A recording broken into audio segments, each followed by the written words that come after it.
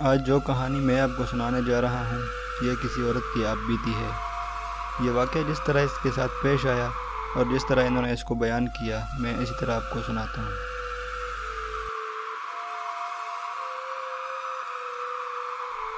گرمیوں کی ایک سنسان دوپہر تھی۔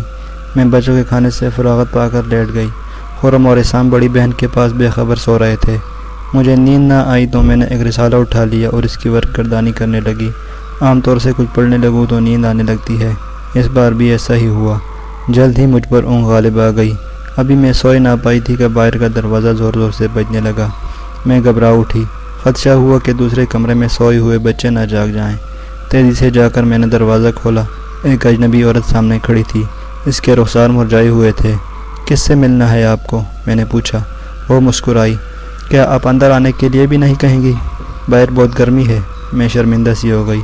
آئیے اندر آ جائیے، میں نے دروازے سے ہٹتے ہوئے کہا۔ وہ لڑکھڑاتے قدموں سے اندر آ گئی اور برآمدے میں بچھی چارپائی پر بیٹھ گئی۔ نہیں نہیں، کمرے کے اندر آئیے نا، میں اب اپنے اخلاق مند ہونے کا ثبوت دے رہی تھی۔ نہیں، میں یہیں ٹھیک ہوں، ہوا آ رہی ہے، اس کے علاوہ جلدی میں بھی ہوں، اس نے مسکرا کر کہا۔ چند لمحے وہ خاموش رہی، پھر بولی، دراصل میں آج رات ہی آپ کا شہر چھوڑ رہی ہوں، اس وقت ایک خاص کام سے آپ کے پاس آئی ہوں، سمجھے کسی نے مجھے یہاں بھیجا ہے۔ کیا آپ اپنا آبائی مکان دیکھنا پسند کریں گی؟ آبائی مکان؟ میں نے حیرانی سے کہا۔ ہمارا تو کوئی آبائی مکان نہیں ہے، میرا مطلب ہے آپ کا سسرالی مکان، آپ ہی اب اس کے حقدار ہیں۔ آپ کون ہیں؟ اتنی دیر میں پہلی بار میں نے یہ سوال کیا تھا۔ میں آپ کے میاں کی خالد زاد بہن ثریا کی دیورانی ہوں، میرا نام فردوس ہے، اس نے بتایا۔ میں نے غور کیا مگر مجھے کچھ یاد نہ آ سکا۔ کبھی اسلم نے بھی اس نام کی کسی خاتون کا ذکر نہیں کیا تھا۔ ہاں، ان کے ننیالی رشتہ داروں کا ذکر ضرور سنا تھا۔ اسلم اس وقت صرف 1 برس کے تھے جب ان کی ماں کا انتقال ہوا۔ اس کے بعد میرے سسر کی شادی میری چھوٹی خالہ سے ہو گئی، انہی سے بعد میں ان کے 6 بچے ہوئے۔ میرے سسر کی یہ فیملی مڈل ایسٹ میں مقیم تھی۔ اب اسلم کی ننیالی رشتہ دار سے اپنے آبائی مکان کا سن کر سخت حیرت ہوئی اور برا بھی محسوس ہوا کہ ان لوگوں نے اب تک مجھے اس بات سے کیوں لا علم رکھا۔ پھر میں چونک پڑی۔ اجنبی عورت کہہ رہی تھی، چونکہ آپ کے میاں کا یہاں کوئی ننیالی رشتہ دار نہیں ہے اس لیے انہوں نے مجھے یہ ذمہ داری سونپی ہے، چلیے میں آپ کو مکان دکھا دوں۔ میں کچھ سمجھی نہیں، کن لوگوں نے آپ کو یہ ذمہ داری سونپی ہے؟ میں الجھ سی گئی۔ آپ کے سسرالی رشتہ داروں نے۔ مہربانی فرما کر جلدی کریں، میرے پاس وقت بہت کم ہے۔ میں عجیب شش و پنج میں مبتلا ہو گئی۔ میرے علاوہ اس وقت گھر میں کوئی ذمہ دار فرد نہ تھا۔ میری بڑی بیٹی سائمہ اور دونوں چھوٹے لڑکے دوسرے کمرے میں سو رہے تھے۔ انہیں تنہا چھوڑ کر جانا مناسب نظر نہ آیا۔ ملازمت کے سلسلے میں اسلم بھی ان دنوں جدہ میں تھے۔ وہ ہوتے تو میں ان سے پوچھ کر ہی اس عورت کے ساتھ جانے کا فیصلہ کرتی۔ میری سمجھ میں کچھ نہ آیا، آخر میں نے پوچھا، ہمیں کہاں تک جانا ہے؟ وہاں سے واپسی میں کتنی دیر لگے گی؟ دیکھیے، میں اس وقت اکیلی ہوں، میری لڑکی اور دونوں چھوٹے بچے سو رہے ہیں۔ اگر ان کے علاوہ گھر میں کوئی دوسرا فرد ہوتا تو مجھے ذرا پس و پیش نہ ہوتا۔ کوئی گھبرانے کی بات نہیں، ہمیں وہاں زیادہ دیر نہیں لگے گی، مکان یہاں سے بہت قریب ہے، مشکل سے 15 منٹ لگیں گے۔ یہ سن کر مجھے خیال آیا کہ سائمہ کو جگا دوں، پھر سوچنے لگی کہ تھوڑی ہی دیر میں تو واپسی ہو جائے گی، خواہ مخواہ اس کی نیند خراب کرنے سے کیا فائدہ۔ میں نے جلدی سے کپڑے تبدیل کیے اور عورت کے ساتھ گھر سے نکل آئی۔ ہم دونوں گلی میں چل رہی تھیں۔ فردوس بہت خاموش تھیں، گمسم اور کھوئی سی، جیسے وہ محض اپنا فرض نبھا رہی ہوں۔ میں نے بھی کوئی بات نہ کی، لیکن میری خاموشی میں کسی ابلتے ہوئے آتش فشاں جیسی تیز آنچ تھی، بے حد تیز آ رہا تھا کہ آخر اسلم نے مجھ سے کبھی اپنی آبائی مکان کا ذکر کیوں نہیں کیا۔ میں اندر ہی اندر کھولتی رہی، مجھے راستے کا ہوش نہ تھا۔ پھر جانے کون سی گلیوں سے ہوتے ہوئے ہم اس ویران اور پرانی سی گلی میں پہنچے جہاں آج سے پہلے آنے کا کبھی اتفاق نہیں ہوا تھا۔ پھر دوست ایک مکان کے زنگ آلود دروازے کے قریب پہنچ کر رک گئی۔ کئی منزلہ یہ مکان اپنی قدیم وضع کے سبب ہندوؤں کے دور کا لگ رہا تھا۔ اس کی محرابیں شکستہ اور دیواریں بوسیدہ ہو چکی تھیں۔ گلی میں جگہ جگہ غلاظت کے ڈھیر تھے، دروازے میں کوئی قفل نہ تھا۔ پھر دوست تیزی سے آگے بڑھی، اس نے دونوں ہاتھوں سے لوہے کا زنگ آلود دروازہ اندر کی طرف دھکیلا۔ سناٹے میں ایک عجیب سی بے ہنگم آواز گونجی۔ مجھے یقین آ گیا جیسے برسوں سے یہ دروازہ نہ کھلا ہو۔ پھر دوست نے مجھے اشارہ کیا، میں ٹھٹکتی ہوئی آگے آئی۔ ہم دونوں اندر داخل ہوئے اور ڈیوڑی سے ہوتے ہوئے ایک وسیع و عریض صحن میں پہنچے۔ سامنے ہی ایک ٹوٹا پھوٹا زینہ تھا۔ ہم اسے طے کر کے برآمدے میں آ گئے۔ یہاں دائیں گوشے میں ایک بہت ہی نحیف سا بوڑھا، جس نے بدن پر صرف ایک لنگی باندھ رکھی تھی، زمین پر اکڑوں بیٹھا ہاون دستے سے کچھ کوٹ رہا تھا۔ اس نے ہمارے آنے کا نوٹس نہ لیا اور اپنے شغل میں لگا رہا۔ برآمدے میں ایک پرانی سی چارپائی پر ایک بوڑھی کمزور عورت پڑی تھی۔ اس کے سفید بال میلے سے تکیے پر بکھرے ہوئے تھے۔ ہمیں دیکھ کر اس نے اڑنا چاہا مگر اٹھ نہ سکی، اس لیے اس نے ہماری طرف دیکھا اور تکیے سے ٹیک لگا لی۔ فردوس نے چیختے ہوئے کہا، یہ صغیرہ کی بہو ہے۔ میں چونک اٹھی۔ صغیرہ میری مرحومہ ساس کا نام تھا۔ میں نے آگے بڑھ کر عورت کو سلام کیا۔ اس نے اپنے کانپتے ہاتھوں سے میرے سر پر ہاتھ پھیرا۔ اس کی گدائی ہوئی آنکھوں میں نمی سی تیرنے لگی۔ میں سخت پریشانی میں کھڑی یہ سوچ رہی تھی کہ آخر یہ بوڑھی عورت کون ہے اور اس ویران اور کھنڈر نما مکان میں بے آسرا و بے سہارا کیوں پڑی ہیں؟ آپ شاید کچھ بیمار ہیں، لیٹ جائیے۔ میں نے بوڑھی عورت کو نرمی سے پکڑ کر بستر پر لٹا دیا اور اس کا بے ترتیب بستر درست کرنے لگی۔ بستر کی چادر خاصی بوسیدہ تھی۔ میں نے پلٹ کر فردوس کو کچھ کہنا چاہا لیکن وہ وہاں نہیں تھی۔ میں نے حیرانی سے ادھر ادھر دیکھا، آخر اتنی جلدی وہ کہاں چلی گئی؟ اس اجنبی ماحول میں خود کو تنہا پا کر میں ہول اٹھی۔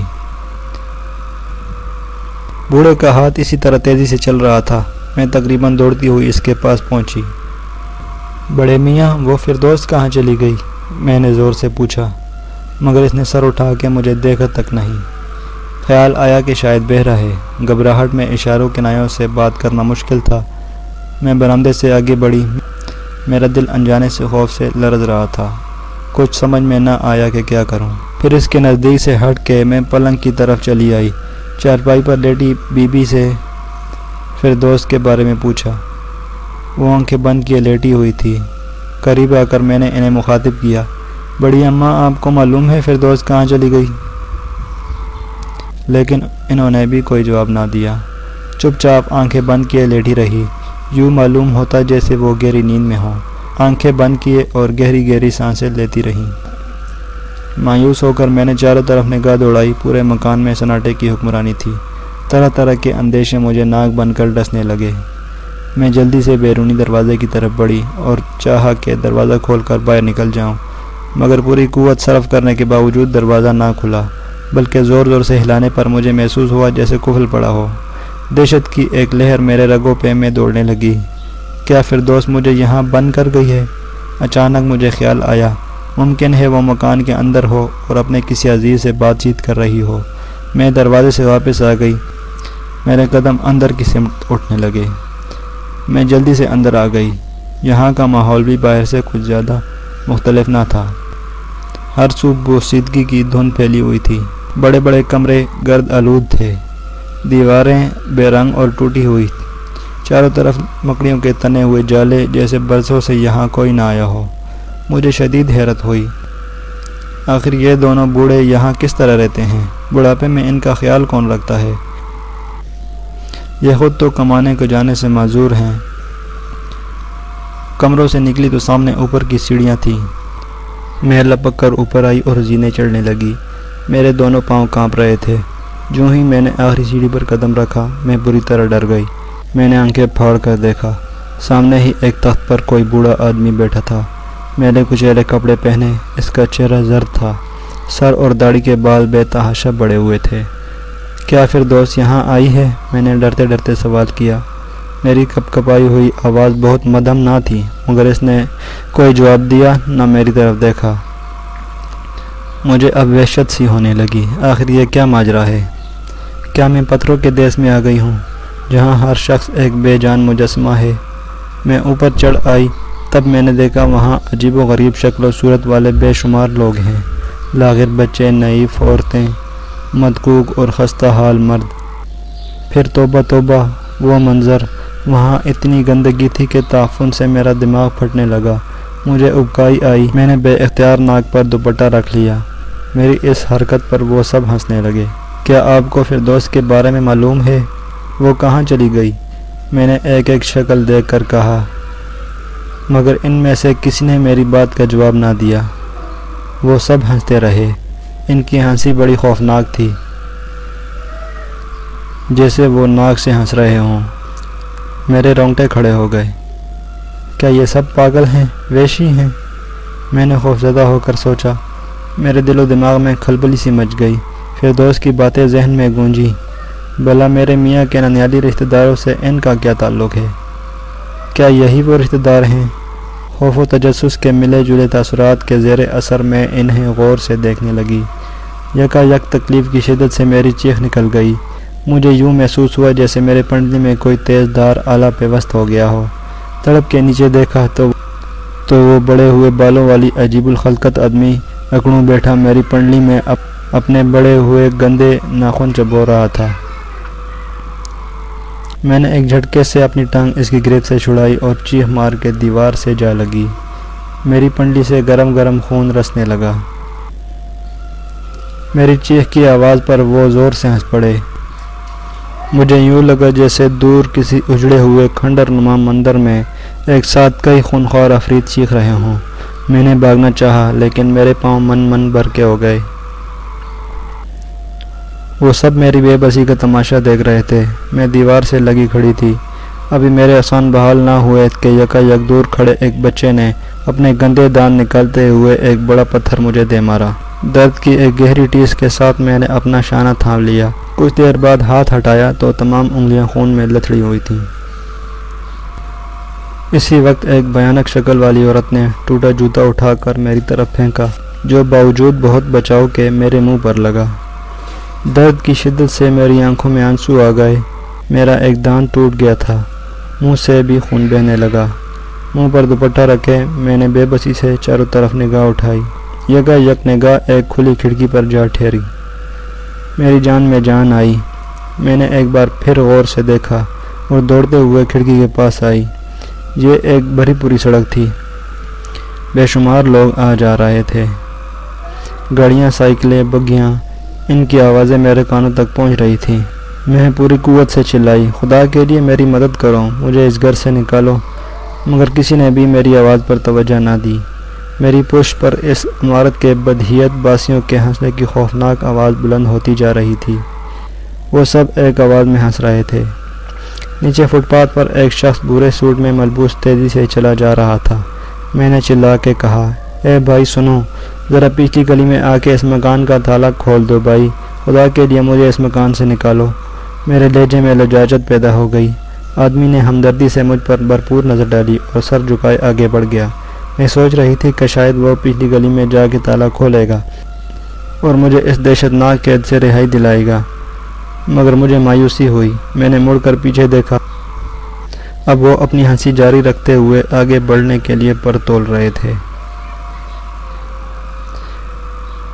ان کے ارادے کچھ خطرناک تھے۔ میں سہم کر کھڑکی کی طرف جھک گئی۔ سڑک پر کالی شیروانی پہنے ہاتھ میں چھڑی لیے ایک بزرگ وہاں سے گزرے۔ ان کے ساتھ سفید برقع میں ایک خاتون بھی تھی۔ امید کی کرن پھر لہرائی۔ میں نے چیخ کر انہیں مخاطب کیا، میاں جی خدا کے لیے میری مدد کریں، مجھے یہاں سے لے جائیں۔ انہوں نے بھی غور سے مجھے دیکھا۔ وہ شاید مجھے کوئی فحاشہ عورت سمجھے۔ برقعے والی خاتون نے جھک کر مرد کا ہاتھ پکڑا اور آگے کھینچ کر لے گئی۔ بے بسی کے احساس سے میرا دل ڈوبنے لگا۔ ان ویشیوں سے بچنے کے تمام راستے مسدود ہو چکے تھے۔ اس خیال کے آتے ہی میرے ہاتھ پاؤں پھول گئے۔ میں نے واپس نیچے جانا چاہا لیکن وہ سب اکٹھے ہو کر میرے بالمقابل کھڑے ہو گئے۔ ایک بھیانک اور کری صورت بڑھیا اپنے بڑے بڑے دانت نکالے میری طرف لپکی۔ اس کے ہاتھ میں ایک باری پتیلی تھی۔ میں نے اپنے بچاؤ کی کوشش کی لیکن اس کا ہاتھ پوری قوت سے حرکت میں آیا اور وزنی پتیلی آ کر میرے سر پر لگی۔ ایک گھٹی گھٹی سی کراہ میرے حلق سے نکلی۔ میں لڑکھڑا کر گری۔ پھر میرا ذہن تاریکیوں میں ڈوبتا چلا گیا۔ بے ہوش ہونے سے پہلے دھندلی آنکھوں سے میں نے دیکھا اس بدرنگ باری برتن سے کچھ کاغذات نکل کر فضا میں بکھر رہے ہیں اور پھر دوست سارے بکھرے ہوئے کاغذات سمیٹ کر مجھے دے رہی ہے۔ میں اسے دیکھ کر حیرت زدہ ہو گئی۔ کاغذات پکڑنے کے لیے میرا نحیف ہاتھ کانپتا ہوا آگے بڑھا، مگر اس کے بعد مجھے کوئی ہوش نہ رہا۔ ہوش آیا تو میں اپنے بستر پر تھی۔ سائمہ میرے نزدیک بیٹھی رو رہی تھی۔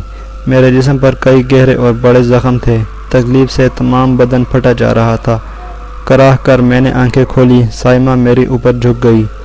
اس نے میرا ہاتھ تھام لیا اور روتے ہوئے بولی، میں نے حسام کو نانا جان کے پاس بھیجا ہے امی، اور خرم ڈاکٹر کو لینے گیا ہے۔ شاید آپ کو پتہ نہیں، سوتے میں آپ کے اوپر سلیب سے پرانا سامان گر پڑا تھا۔ جانے کہاں سے 2 بلیاں اوپر جا چڑھی تھیں۔ نہیں سائمہ، وہ بلیاں نہیں، پاگل تھے، دیوانے لوگ۔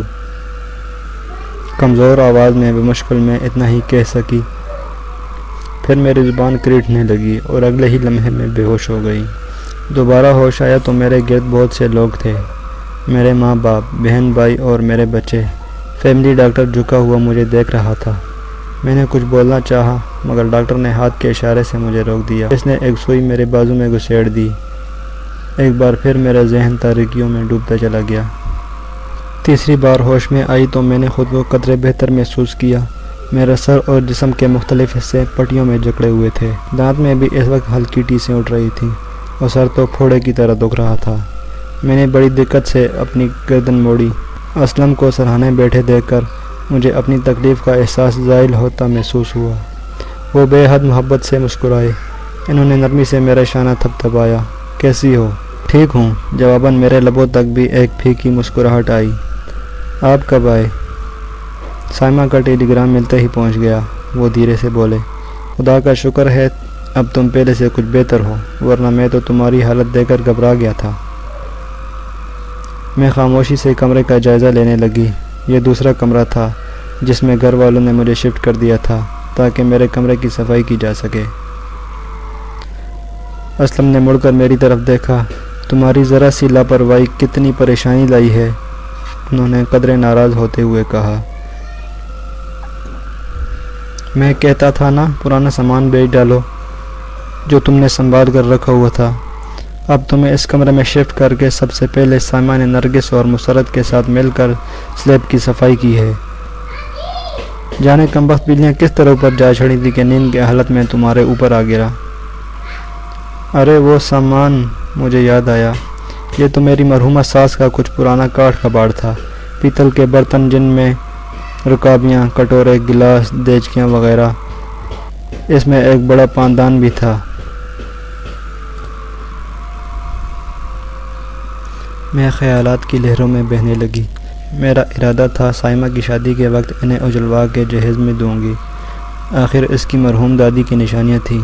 اس کے ساتھ ہی مجھے ایک ایک کر کے پچھلی باتیں یاد آنے لگیں، اور میں نے بے ساختہ اسلم کا ہاتھ تھام کر خوفزدہ لہجے میں کہا، سچ سچ بتاؤ، مجھے تم لوگ زخمی حالت میں کہاں سے اٹھا کر لائے تھے؟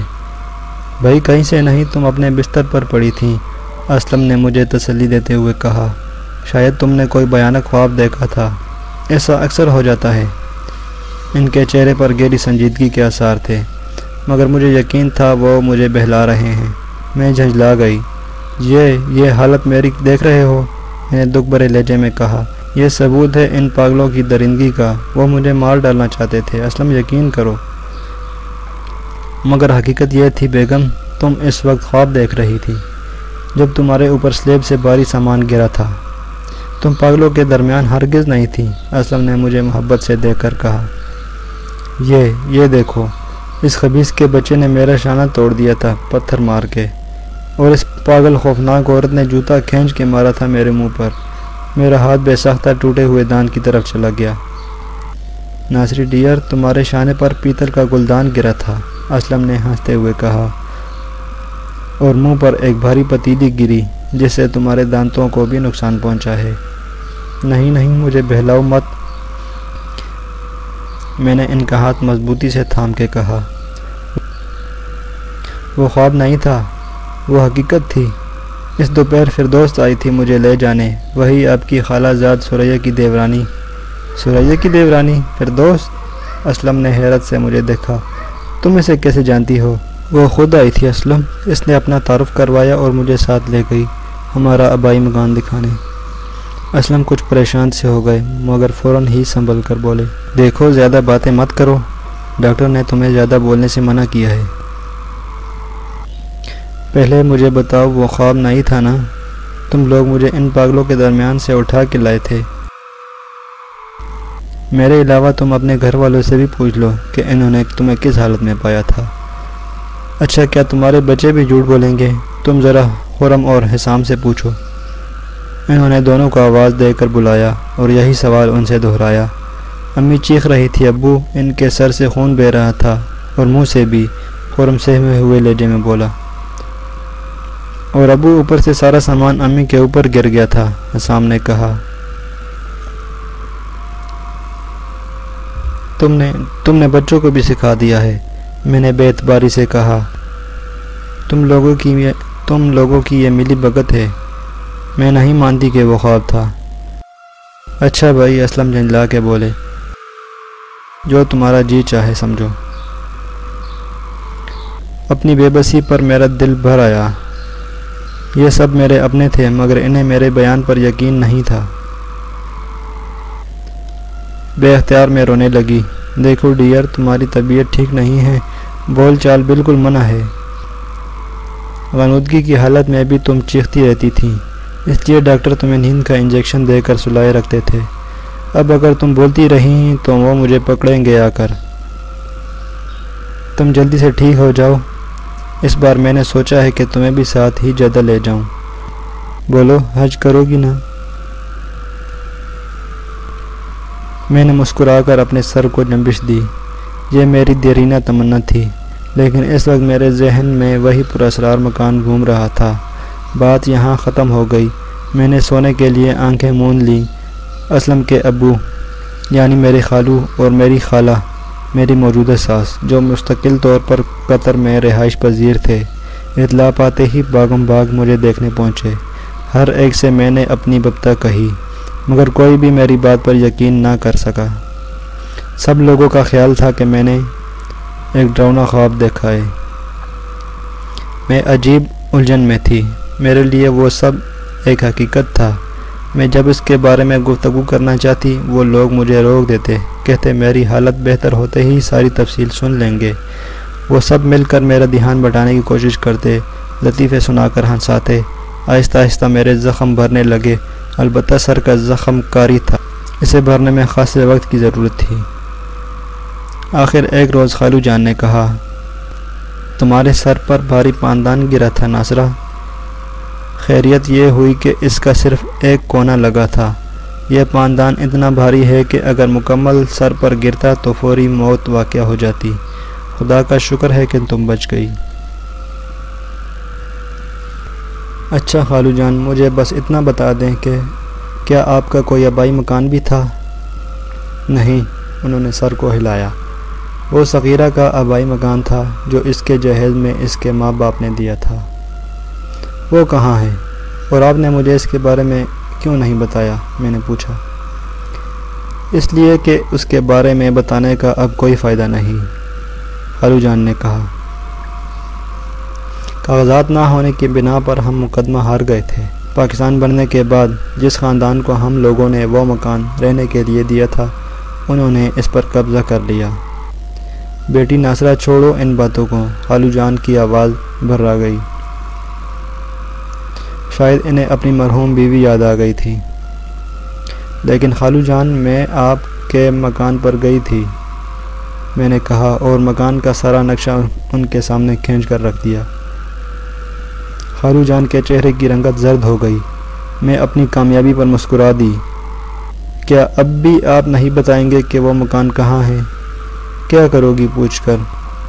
خالو جان نے بھاری لہجے میں کہا، ہم وہ مکان پھر حاصل کر سکتے ہیں ان پاگل اور دیوانے لوگوں سے۔ میرے خون میں ابال آنے لگا۔ کون پاگل اور دیوانے لوگ؟ خالو جان نے آہستہ سے کہا۔ وہ بڑے غور سے مجھے دیکھ رہے تھے۔ وہی جنہوں نے اس پر قبضہ کر رکھا ہے، میں نے کہا۔ خالو جان پھیکی سی ہنسی ہنس دیے۔ میں نے تمہیں بتایا ہے ناصرہ کہ وہ کاغذات ہمارے پاس نہیں ہیں جن کے بوتے پر ہم مقدمہ جیت سکیں۔ صغیرہ کی موت بہت اچانک ہوئی تھی، وہ کاغذات کے بارے میں مجھے کچھ نہ بتا سکی۔ مجھے یقین ہے خالو جان، وہ کاغذات ضرور ہوں گے ان کے سامان میں کہیں بھی۔ ہم نے ان کے تمام صندوقوں اور الماریوں کی تلاشیاں لے لی تھیں، وہ کاغذات سارے گھر میں کہیں بھی نہ مل سکے۔ اچانک میرے ذہن میں وہ بدرنگ بھاری پتیلی گھومنے لگی جس میں سے کاغذات نکل کر ادھر ادھر فضا میں بکھرنے لگے تھے۔ جانے فردوس مجھے چھوڑ کر اچانک کہاں چلی گئی تھی؟ میں بڑبڑائی۔ یوں لگتا ہے ضرور ان ویشیوں نے ہی اسے کہیں غائب کر دیا ہوگا۔ وہ میری ہمدرد تھی، مجھے آبائی مکان دکھانے لے گئی تھی، پھر آخری وقت پتہ نہیں کہاں سے آ گئی۔ سوچتے سوچتے میں بلا ارادہ بستر سے اٹھ گئی۔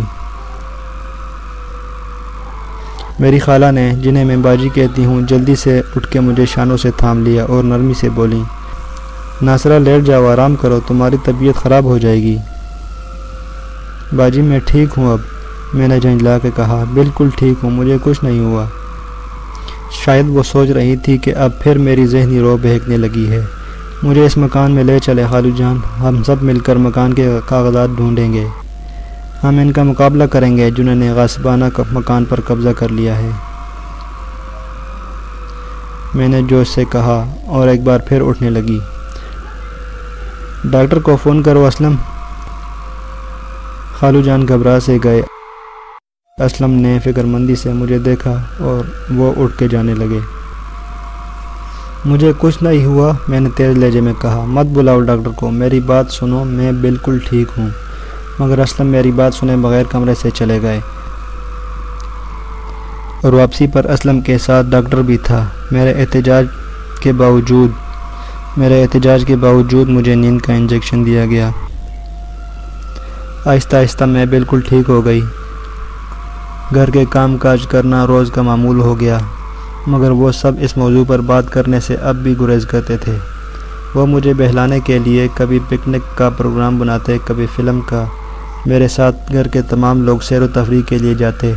ہم سب بہت لطف اندوز ہوتے، ہنستے بولتے، گھومتے پھرتے، مگر میں کبھی اس پراسرار مکان کے تصور سے چھٹکارا نہ پا سکی۔ اس روز گھر کے صحن میں سبھی لوگ جمع تھے، امی، ابو، خالو جان، خالہ جان اور سب۔ میں نے وہ سارا واقعہ انہیں تفصیل سے سنایا جسے وہ میرا خواب سمجھنے پر مصر تھے۔ کیا تم ہمیں اس مکان تک لے جا سکتی ہو؟ خالو جان نے اچانک پوچھا۔ میں چونک اٹھی۔ معاملہ اب سنجیدہ ہو گیا تھا۔ میں نے ذہن پر زور دیا، راستہ میرے لیے ناقابل فہم نہ تھا۔ میں انہیں لے جانے پر آمادہ ہو گئی۔ پچھلی گلی سے نکل کر ہم بڑی شاہراہ پر آئے اور مختلف گلیوں سے ہوتے ہوئے وہاں پہنچ گئے، مگر یہ کیا، اب وہاں پرانا مکان کہیں نظر نہ آیا، البتہ اس کی جگہ ایک بڑا شاپنگ پلازا تھا۔ میں نے خالو جان کی طرف دیکھا، وہ مسکرا رہے تھے۔ ہاں ناصرہ، یہی وہ مکان ہے جس پر ان لوگوں نے قبضہ کرنے کے بعد شاپنگ پلازا تعمیر کیا ہے، اور کاغذات نہ ہونے کی بنا پر ہم مقدمہ ہار گئے تھے۔ کاغذات؟ میرے ذہن میں روشنی کا ایک جھماکہ سا ہوا۔ فردوس کو ضرور معلوم ہوگا کہ وہ کاغذات کہاں ہیں۔ میں نے کہا تو ان سب کے چہروں پر ایک رنگ سا آ کر گزر گیا۔ پھر خالو جان نے کہا، فردوس کو مرے ہوئے تقریباً 22 سال ہو گئے ہیں، شاید اس کی روح تمہارے خواب میں آئی تھی۔ باقی لوگوں نے یک زبان ہو کر کہا۔ اس نے مجھے کاغذات سمیٹ کر دیے تھے۔ اس وقت جب اس پاگل عورت نے بے رنگی سی وزنی پتیلی میرے سر پر ماری تھی، کاغذات اس میں سے نکل کر فضا میں بکھر گئے تھے۔ وہ یقیناً اس پاندان میں ہوں گے، میں نے جوش میں آ کر بولا۔ اسلم، تم نے بتایا تھا نا میرے سر پر پاندان گرا تھا، کاغذات ضرور اسی پاندان میں ہوں گے۔ میری بات سن کر سب لوگوں نے ایک دوسرے کی طرف دیکھا۔ ہم تیزی سے چلتے ہوئے گھر پہنچے۔ یہاں سائمہ اپنی دونوں خالاؤں نرگس اور مسرت کے ساتھ بیٹھی کیرم کھیل رہی تھی۔ اسلم نے اس سے پوچھا، سائمہ، تمہاری امی کے سر پر جو پاندان گرا تھا، کیا اس میں کچھ کاغذات بھی تھے؟ جی پاپا، اس نے بتایا۔ جب پاندان گرا تھا تو وہ سارے فرش پر بکھر گئے تھے، بہت بوسیدہ اور پرانے تھے وہ کاغذات، میں نے جھاڑو دے کر کوڑے میں پھینک دیے تھے۔ اوہ، میں نے سر تھام لیا۔ ہفتوں پہلے پھینکا ہوا کوڑا جانے کہاں سے کہاں پہنچ گیا ہوگا۔ آپ لوگوں نے نیند کے انجیکشن دے دے کر میرے ذہن کو سلائے رکھا، میں نے افسوس سے کہا۔ فردوس نے پوری کوشش کی تھی مگر آپ لوگوں نے اسے ناکام کر دیا۔ ناصرہ ٹھیک کہتی ہے، خالو جان نے کہا۔ اگر تم لوگ اس کی چیخ و پکار کو ذہنی چوٹ کا اثر نہ سمجھتے تو ممکن تھا کہ وہ کاغذات حاصل کر کے مقدمہ جیت لیتے۔ سب ہکا بکا ایک دوسرے کی طرف دیکھ رہے تھے۔